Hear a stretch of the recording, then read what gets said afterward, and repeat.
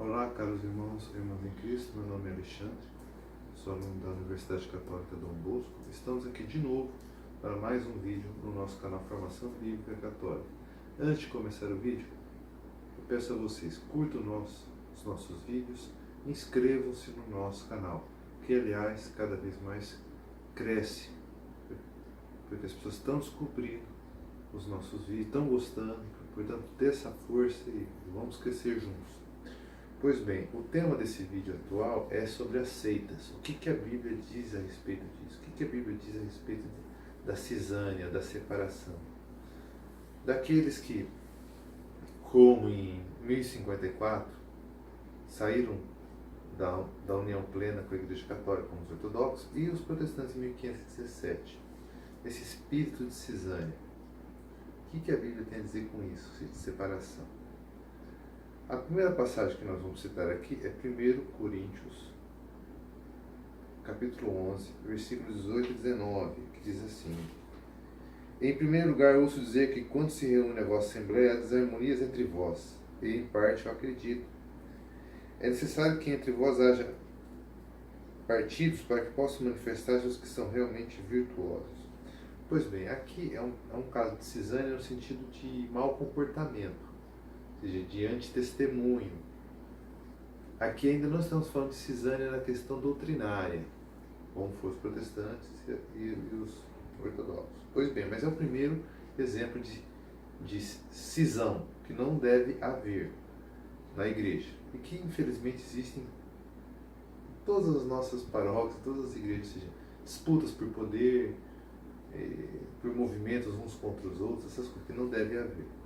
Tá. A segunda passagem fala sobre a questão de cisânia, né, de separação, é quando vamos no livro de Hebreus, capítulo 10, né? Vamos ver aqui o livro de Hebreus,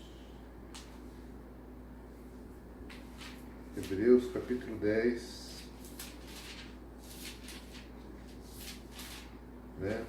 Versículos 25 a 35. Né? O que diz o Hebreus 10, 25 a 35? São aquelas pessoas que saíram da igreja, seja para incredulidade total, ou seja, apostasia, ou seja, virou ateu, virou muçulmano, né? ou virou herético, ou seja,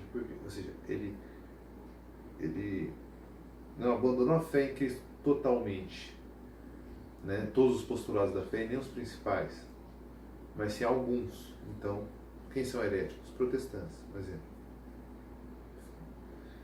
Então, e aí o que acontece?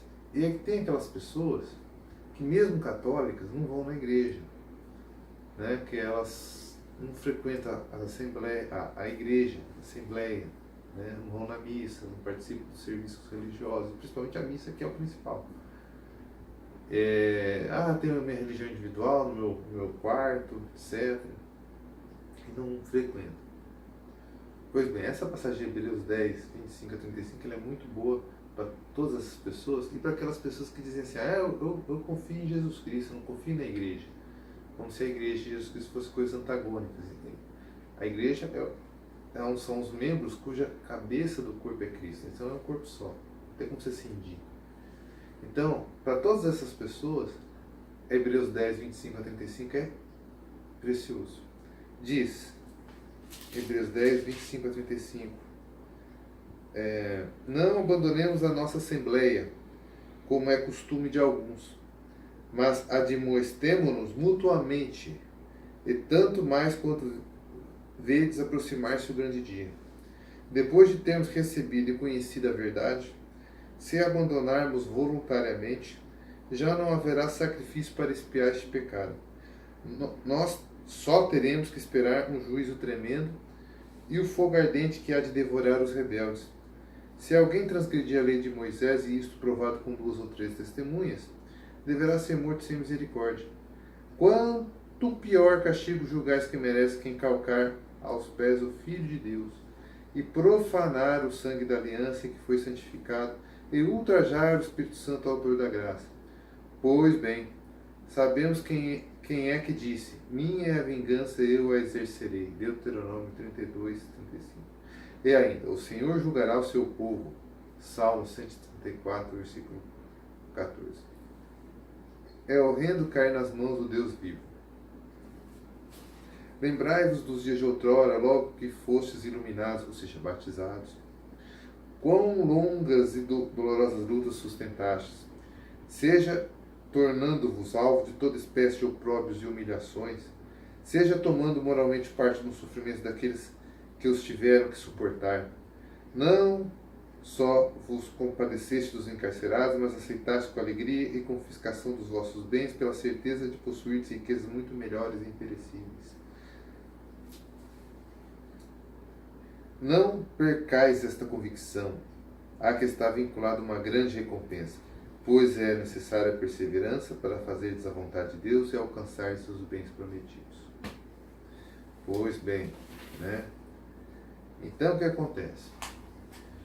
Isso daí é um exemplo. Uma outra passagem que vai é a importância de ser perseverante, estar na igreja, não dar ouvido a pessoas que criam cisâneas doutrinárias, pessoas de outras igrejas, que saíram da comunhão da Igreja Católica.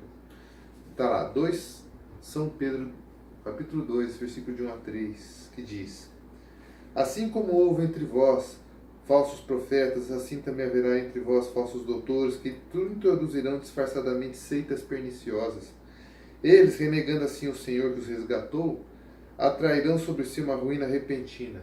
Por que as seitas protestantes, elas renegaram Cristo? Porque Cristo falou assim, que as portas da igreja dele, as portas do inferno nunca iam prevalecer sobre a sua igreja. Certo? Certo. E em Mateus 16, 18, fala que Pedro chefiaria a sua igreja. Certo? Certo. Pois bem, aí vem aquela tese protestante que diz assim: mas a igreja, ela se deteriorou, a igreja, ela pegou questões pagãs, né? Ela foi se contaminando e aí veio a reforma e purificou a igreja que tinha se deteriorado. Agora, como é que fica aquela passagem que o próprio Jesus falou que as portas do inferno iam prevalecer contra a sua igreja? Então, com isso, eles estão renegando a Cristo, dizendo que Jesus é mentiroso. Muitos o seguirão nas suas desordens e serão, deste modo, a causa de o caminho da verdade ser caluniado. Uai, quantas pessoas que saem da igreja católica e vão para as igrejas evangélicas, e depois das igrejas evangélicas se tornam agnósticas ou ateias? É só você ver no mundo inteiro. Aqui mesmo no Brasil, esse fenômeno está ficando cada vez maior.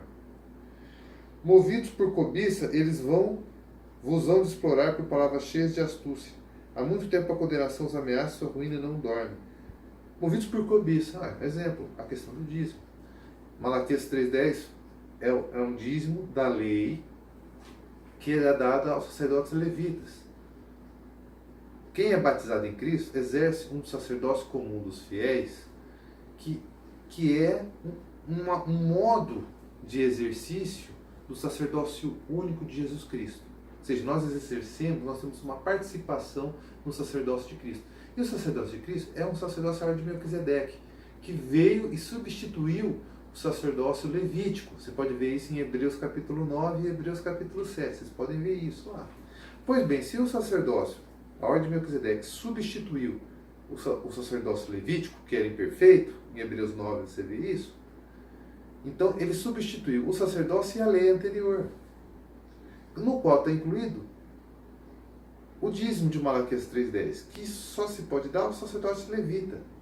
E não há nenhum padre, não há nenhum pastor, né, porque são ambos batizados em Cristo, que exerça um sacerdócio levítico. E sim, um sacerdócio como batizado em Cristo, o sacerdócio de Melquisedeque.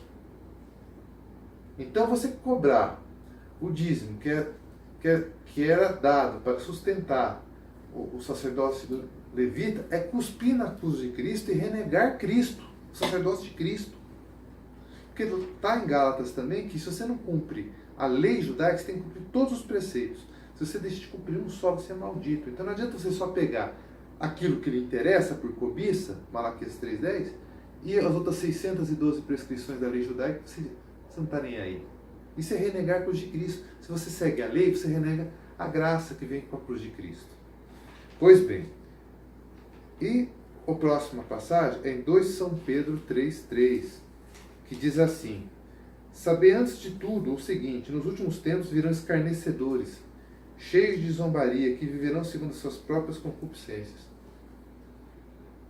Concupiscências da carne, como a cobiça, ou a pessoa explorar a fé das pessoas para o próprio enriquecimento.